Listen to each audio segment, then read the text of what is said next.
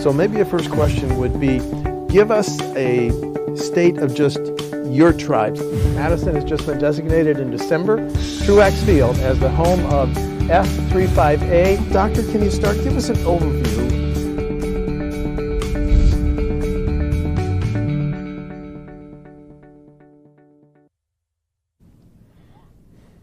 Both of Wisconsin's major political parties are having new leaders this year. WisconsinEye interviewed the new chairman of the Wisconsin Republican Party. Now we're offering the two candidates for chair of the state Democratic Party a chance to come in and talk about why they want to be the state chair. So I want to thank State Representative David Bowen.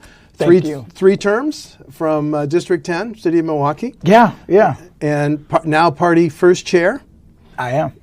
And now running for state chair. And the election will be during the convention that's June 1 and 2, and I think the results will be announced on Sunday, June 2nd? Correct. Okay. Correct. Well, I have a threshold question for candidates for state Democratic chair. Okay. You ready? Let's go. Why are you a Democrat?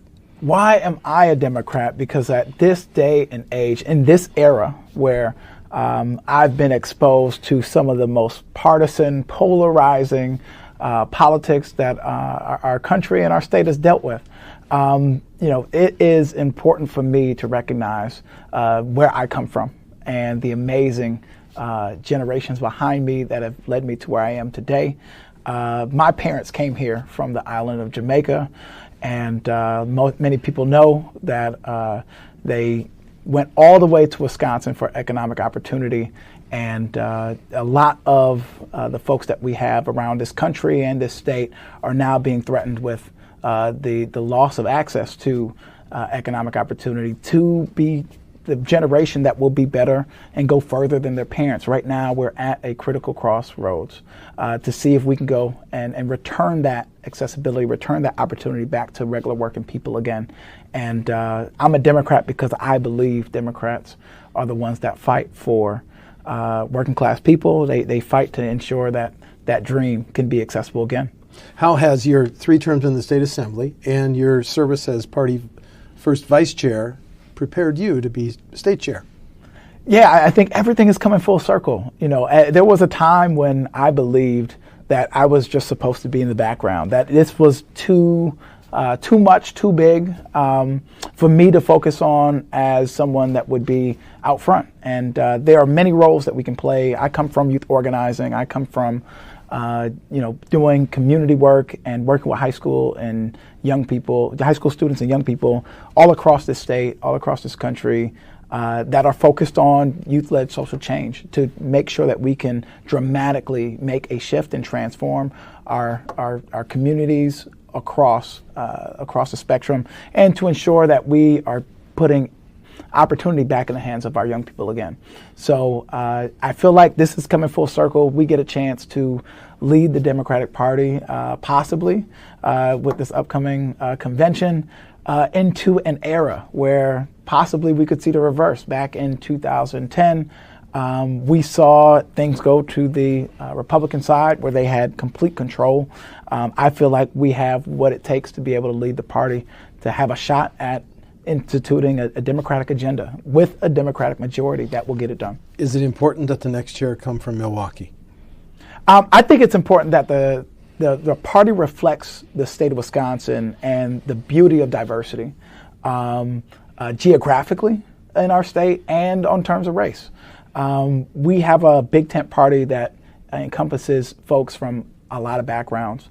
And, as someone that has grown up in urban Milwaukee but has been exposed to rural Wisconsin and has been able to fight for people in both arenas, it's important for me to be able to connect with Democrats that believe in that. So that's why I'm running, to ensure that a lot of my colleagues, a lot of my peers in the party get a chance to support this vision of having diversity even in the top positions of our party.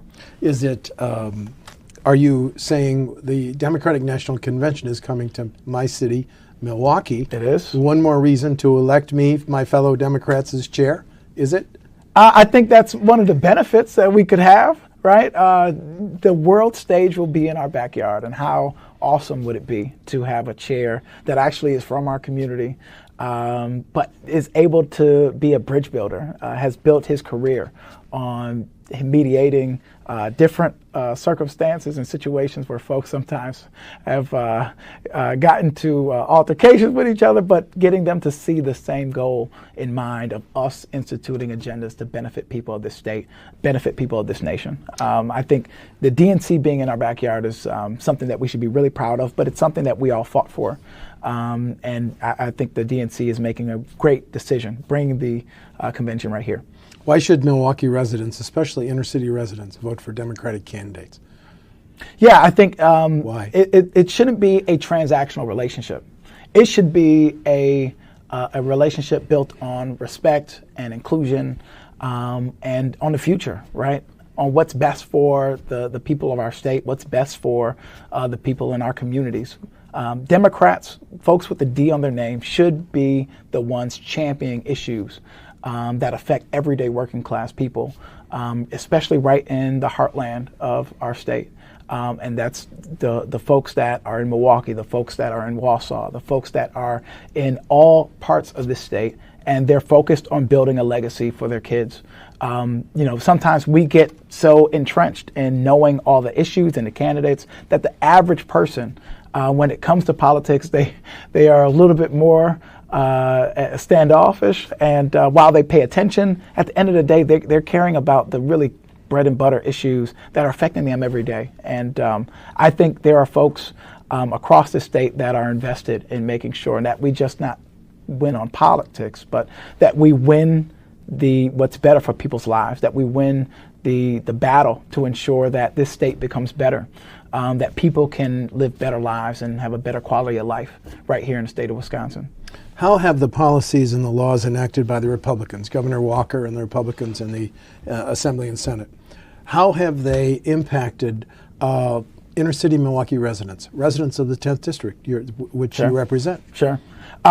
This is funny. It spans all the way to when I was back in school, in high school. And Bradley Tech? At Tech, yeah. And I'm working with my peers all across the city in this program called Urban Underground, and we literally are demanding and advocating for community centers that were proposed by then County Executive Scott Walker to be closed, the King Center and the Kosciuszko Center, right in the core people of color communities in Milwaukee. And we wanted those centers to stay open because we know that they were a resource for the community, rather than just austerity politics and just keep cutting and cutting and cutting resources and services that people need. We should be investing into people and into neighborhoods. So, there is a picture somewhere with me and my friends debating Scott Walker at that table.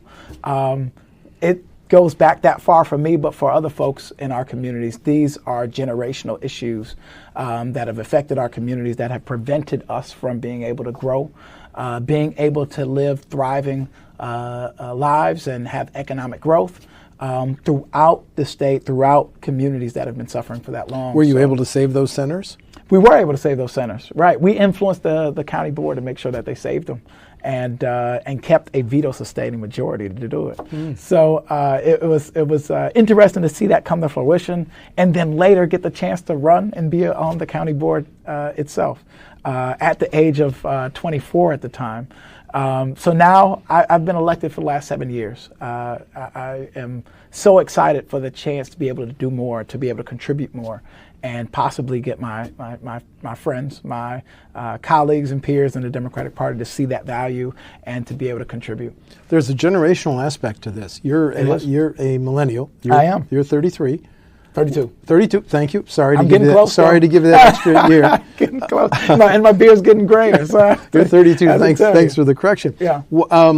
All the debate about how interested millennials are in politics. Sure. Why should millennials vote for Democratic candidates? Yeah. Because Democrats believe in young people in leadership. Let me tell you, Alicia Lorta. Okay, now you're running on a slate. Hold that up a little bit. So if I'm a delegate, do I have to vote for the slate of Bowen, Wood, and Lorta, or can I just vote for? How does it work? Yeah, the way our rules are set up is that you actually can vote separately for each candidate you Yes, like. but we're running as a team. Okay. And we Why? get the Tell me chance. about each of your running partners. Then. Yeah, I'll start with Alicia first because she is 19 years old. She is a student at UW-Madison, and she is an important part of our leadership ticket because she's from Kenosha. She is connected to youth organizing. She has been doing it on the ground, has even worked for congressional campaigns at the young age of 18 at the time. And we believe in her. We believe that she has a place and that it will reverberate across our state and our party to have young people in top leadership And she's positions. running for which For office? second vice chair. Second vice chair, thank you. And then so Tammy Wood. Tammy Wood is the chair of the Sauk County Dems. She is an amazing rural organizer, and I'm so proud I had the chance to nominate her to be a part of our campaign operations after she worked for Art Schrader, who ran for state assembly, you may know of. Oh, yeah, I've interviewed him. And she is an amazing rural organizer. At the time, she did not get the chance to actually work for our coordinated campaign operations. So I believe in Tammy and really building this homegrown talent pipeline where we can find folks from the local level that can have an influence and have the chance to work for our operations rather than just focusing on folks that come in from the outside, they parachute in, and they don't have a connection to their communities. We believe that is a winning strategy for us Democrats. And so you're from Milwaukee, and Tammy's from Sauk, and Alicia goes to UW-Madison, but she's from, did you say Kenosha? Kenosha, yeah. Okay, so this is the slate, yeah. And you're asking delegates to support you three, these three. Absolutely. Okay, appreciate that. Thanks. Let me ask you a couple questions. How should the Wisconsin Democratic Party, if you're chair, use social media? Is it using it effectively now? Should it be used, social media be used differently, David? Sure, I think we could do a lot more. And we know that there are ways that folks are engaging online that we probably haven't tapped into yet. So we need to use cutting edge pieces of technology. We really need to also couple that with text messaging and folks that have the ability to be connected, to be able to get access to that information in real time. And there's been some really good advances since, think about from the 2008 campaign with the Barack Obama campaign in social media. But we really have a ways to go. I think we're only using the tip of the iceberg when it comes to being able to engage and organize folks online and being able to not bash some of the young people in the way that they engage online, but using that to transition into actual in-person organizing. There's a way that we can do it, and we believe that you can get folks and meet them where they are, and also get them infused in the same process of advocating for a budget that will benefit the whole state of Wisconsin that is being championed by a Democratic governor. Starting with the expansion of Medicaid, but that's a separate issue. Yeah. Let's talk about the last 3 years. President Trump carried Wisconsin, 22,700 votes. He did. But Democratic Governor Tony Evers was elected. Mm-hmm. But then many Democrats supported Lisa Neubauer. She lost to Brian Hagedorn. So give me your postmortem first. Why did President Trump carry Wisconsin, David? Sure. I think the divisions that we had in the party had a huge role, right? And we know for a fact that when we have a majority of people in this state that traditionally agree with us more than our Republican counterparts, it's about connecting with those folks. And in 2016, we did not do enough connecting on the ground. To even fast forward to 2018, the outcomes that we were able to produce in 2018 in a midterm blew 2016 numbers out of the water. It's important that we can be able to connect that and show that we can be much more consistent in our organizing capability year-round, not just in election cycles. And I think that contributes to the lack of credibility we may have in some communities where we only show up during campaign time. If you're chair, will the party be heavily elected in the campaign of Supreme Court Justice Daniel Kelly for another term next April? I think every election is going to be important to us under our leadership, and we will not let any opportunity to be able to get folks to exercise their political power, to talk about the values that they have that we know are the values of the state of Wisconsin. We believe in transparency. We believe in investing in communities. We believe in making sure that we are not giving the short end of the stick to the folks that are the ones that carry the weight of pushing the state forward And what we want to do is to ensure that our political power gets exercised every election cycle. The Justice-elect Brian Hagedorn, who was endorsed by the Republicans, appeared at their convention last Saturday and thanked those delegates for, well, his term was saving the court. So you will keep the party active in future elections for the state Supreme Court? Absolutely. You will? Okay. Absolutely.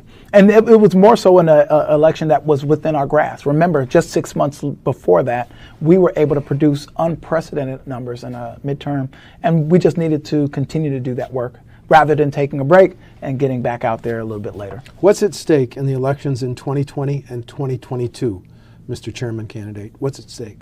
What's at stake is the fact that we know that for the past almost decade, Republicans bought control in this state, and that we have a chance to be able to reverse that. Thank God we have elected Tony Evers. Thank God we've elected all 5 statewide constitutional offices with Democrats to be able to challenge the maps that will be made for the next decade. So we know that 2022 is really what we have our eye on. Donald Trump is a symptom. He is not the root. We want to focus on 2022, but we also know building for 2022 starts with 2020. So 2020, continue that. 2020 top goal was you want Wisconsin to be won by a Democrat. Absolutely. Correct? Absolutely. And then you want to make gains both in the Assembly and Senate. Absolutely. And then in 2022, you want to re-elect another Democratic governor? With a Democratic majority. With a Democratic majority. Yeah. Okay. If you're elected chair, would you move the party headquarters to Milwaukee, your hometown? Have you thought about that? I have not thought about that. But I know for a fact that when it comes to our especially our county party leaders, right, and our leaders that are on the ground, they have to see that presence in their community. So one of our goals that we've established is that by the primary of 2020, we want to ensure that at least half of all our state parties, all of our county parties have a actual permanent street level, visible home base in every county around Wisconsin, at least in half of those, so that we can build towards having every single one to have that presence. I think it's important for us to do that, to be able to equip our county parties with the technology, access to the to internet, access to spaces that they can bring folks together where people know in their community where to go. We know that there are some communities that are really red, but we know that Democrats exist everywhere. We know that there are folks that believe in us, even if they may be more moderate. And they cannot stomach what's happening right now in the Republican Party that doesn't even resemble anywhere close to the history of principles that they once had. So we believe that we have a huge opportunity and that we have to have that presence and that very strong connection that people can see in their communities. Did your party in 2016, when President Trump was elected, did it lose sight of Wisconsin's middle-class voters and voters of color? I think we lost sight of working together. I saw so many opportunities for us to be able to put things behind us, but with the rightfully so, with some of the messaging that were being pushed by Republicans and Russians, tearing us apart. And divide and conquer is a real strategy that works. And I saw so much division in 2016 that it stopped us from producing the outcomes that we could have made in that election cycle. I also see that the messages about Democrats being elitist or being just these folks that are just in ivory towers looking down on regular working people, absolutely not true. But some of those things stuck with some of the electorate, some of the people that were around the state, where they were being bombarded with these images and these methods of getting people not to focus on the goal, but to say, I need to question even the credibility of the people around me and their intentions. And we know that we need to be much more connected with folks on a regular basis instead of having these transactional relationships that do not count. That's why I'm so proud of the work that Block is doing in Milwaukee. And we can make these really big partnerships with folks that we know have the credibility, they're on the ground, they're actually engaging folks where they are. It's important for us to do that. How does the party raise enough money to build the infrastructure that you just talked about? Yeah. Are you at a financial disadvantage compared to the Republicans' ability to raise money?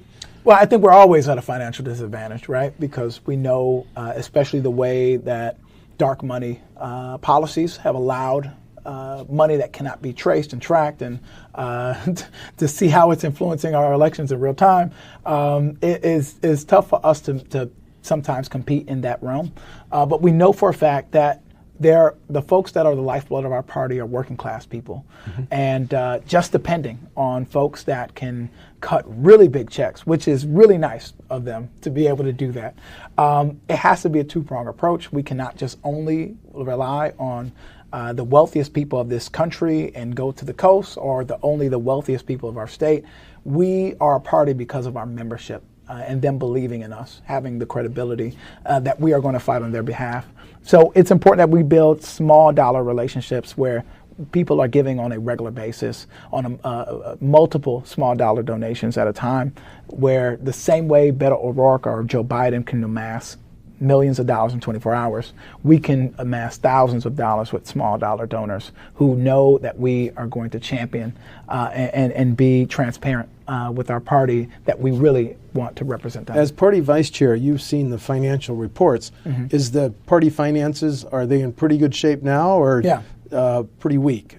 We actually are in a really good position, and that's why I want to thank Martha Lanning for the service that she's done. It's been an honor to support her for the last 4 years, being in the passenger seat and cheering her on as we have been steered in a direction of going towards a future of our party that's much more robust than it was before.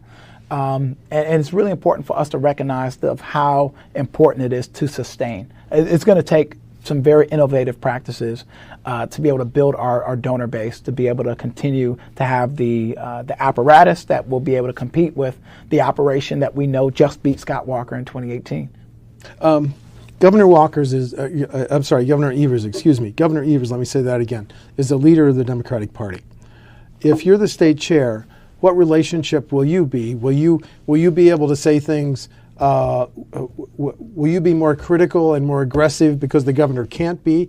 How do you anticipate your relationship with the governor who leads your party? Sure. I'm going to work with the governor as much as possible. His vision and strategy is really important for us to support.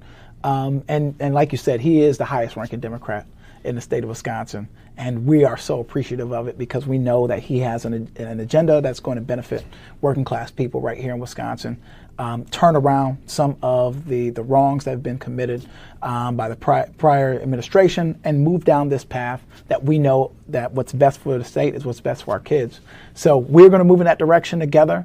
We need a party that's going to support him wholeheartedly. It would have been great if we were right back on doors the very next day after his election, because we can see the current landscape of our Republican colleagues on the other side of the aisle saying that we're not going to focus on things that people actually want. And even though it's in polls where more than 2/3 of folks actually believe in moving in that direction that Governor Evers believes in, they're not going to budge, right? So there needs to be a strategy and a conversation with folks throughout this state, not just with the folks that always agree with us, but also with moderates too, right? Also with folks that are independent too, saying, hey, we need you in this fight to help us institute an agenda that's going to benefit everybody. Is the governor staying neutral in this election for party chair? He is staying neutral. I had a chance to talk to him and U.S. Senator Tammy Bowen, who has been tremendous in fighting for health care. But they're for both the state neutral? of Wisconsin. They're both are neutral. What about Mayor Barrett? Has he endorsed you or anyone else? Mayor Barrett has not endorsed, but we've had conversations, and there have been a number of major mayors. We just had Mayor Eric Gingrich just get elected in Green Bay. Right. And we just had Mayor Corey Mason in Racine, Satya Rhodes Conway in Madison. So we have Democratic mayors all over the state that are growing, and that we want to keep having conversations with so we can support them. 2020 especially is not just about our biggest election, it's about those local races too. Okay, let's talk about specific issues. Should U.S. House Democrats begin impeachment proceedings on President Trump? So the House Democrats go with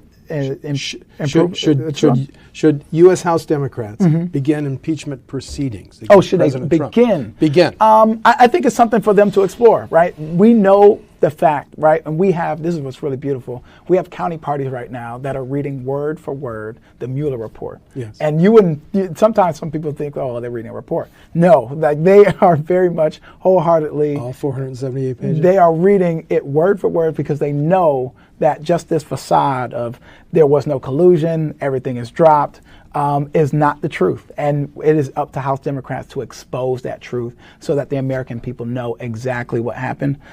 So we support our House Democrats and the decisions they make. Do you personally support Medicare for all? I do support Medicare for all, and I believe our party does as well. Right? We have folks across the spectrum, even those that are more independent and moderate, where we're seeing that a majority of people actually do, and it's important for us to do that. We believe in a state of Wisconsin that will cover every man, woman, and child, so that they don't have to make a decision between paying their mortgage or paying their prescriptions. They don't have to die. Right, early. They actually get a chance to get access to preventive care, which is cheaper for all of us, right? We believe in that process. So I think Medicare for all is continuing to grow in its popularity, and a lot of people are behind it. In 2016, you endorsed Bernie Sanders. I did. Hillary Clinton was the nominee. Mm-hmm. Is that an issue? Is Mr. Sanders supporting your candidacy for state chair? You know, I had a really good conversation with Bernie Sanders, Senator Sanders, I should say, when he was here. And he was right here in Madison, had an amazing rally with a ton of folks. You know, I think Bernie wants to make sure that there is a fair process, right? And the same treatment that he wants to have a fair process in the 2020 election, he's going to reflect that here as well. So he will not be endorsing. He wants us to have a conversation with voters and delegates all over the state about the Democratic Party being democratic, and making sure that there is even more democracy, that we engage even more young people, that we bring people into the fold, and that we're not shy about having new people engaged. So it's really important for us to be able to do that. And I believe in Senator Sanders and so many other candidates are now stepping up to run, because they are going to be the ones that take over the helm. And take us down the path to make sure that we can take Donald Trump out of office. But you've heard Senator Sanders said, looking backward, that the process was stacked in favor of Hillary Clinton. Do you think it was, sir? It was. It was very clear that it was. You know, we saw that there should not have been given access to party infrastructure to the Clinton campaign, even before the primary was over and the nomination was over. So that's a huge problem. That made a really huge hit in credibility to us as Democrats. We have to ensure that that never happens again. Okay. And it's important. With 24 Democratic candidates for president, you're going to be neutral, even though in 2016 you endorsed Senator Sanders. Yeah, and I'll be clear too. I endorsed Senator Sanders after the Wisconsin primary, and that was important for me to do that because I told both candidates, hey, I don't want to put more support behind you before you even get support from the state of Wisconsin. It's important for you to get out there. So you endorsed after Mr. Sanders won the April primary. Thanks for that clarification. Yeah. Couple minutes left, so let's talk about your opponent, Ben Wickler, has been working with MoveOn. Mm-hmm. Talk about the differences. Why are you more qualified than Mr. Wickler? Yeah, I think we're both great Democrats, and I appreciate what Ben brings to the table and his experience in D.C. and nationally. My experience comes from Wisconsin, right? I have been entrenched here, working on the front lines, ensuring that we could make sure that we are accountable when it comes to engaging folks all across the state. Not just in Milwaukee or in Madison, but a statewide strategy. And we've made some tremendous shifts, right? I remember, right, in 2015 when me and Martha Lanning first got elected, there were folks across the country that were saying, what the hell is going on in Wisconsin? Mm-hmm. And why can't you guys win again? And we knew that we had to rebuild some things from scratch. So it's been an honor to be a part of that process. And it's been a long process, right? Those things weren't in place in 2016 so that we could have the outcomes and organizing and contacts that we would have liked. And it's important for us to keep moving down the direction forward. I feel like I have a number of relationships that I've already established that we can continue to build on and hit the ground running. Do you generally share the goals of MoveOn.org? I do. I think they're a great organization. And I've been a part of a number of awesome national progressive organizations, especially connecting with some of the most impressive progressive young people that are elected across this country, with People for the American Way and the Young Elected Officials Network. It's been immensely just beneficial for me to be connected to those efforts, and to see this movement of more and more young people. When I ran at the age of 24, I could not imagine being in spaces where there are hundreds of us all across this country, and it continues to grow. It's making a huge indent in making sure that we have leadership that is accountable, that is connected to the community, and that is just forward thinking. Okay, last question is, I need your 10-second elevator speech. Why should you be the next chairman of Democrats? 10 seconds, go. 10 seconds? Well, I think essentially it's going to come down to us changing from just having really good moments to having awesome movements, right, that are consistent and build a strategy beyond just some of the short-term gains that we've had. And we know that we have to start that work right now. David Bowen, thanks for coming in. Thank you so much. Telling WisconsinEye why you want to be state chair. And just a programming note, I'm scheduled to interview the second candidate, Mr. Ben Wickler, tomorrow. So, David, thanks very much. Thank you, sir. Thank you.